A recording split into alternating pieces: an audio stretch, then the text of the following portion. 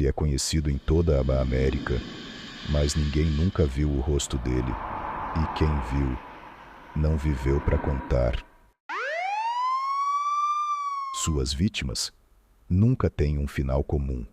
Ele retira todos os órgãos, com precisão cirúrgica, sem deixar rastros, sem deixar alma. Seu nome é Luciel, certo? Poderia repetir o que disse para o investigador? Eu sou uma vítima, apenas isso. E o que você estava fazendo em um local tão escuro à meia-noite? Isso não é do seu interesse.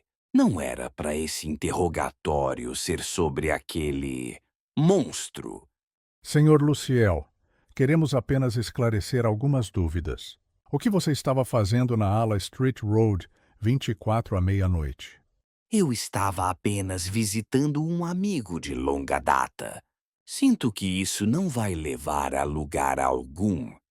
Não quero declarar mais nada além disso. Certo. Encerramos por aqui então. Investigador, por favor, libere ele.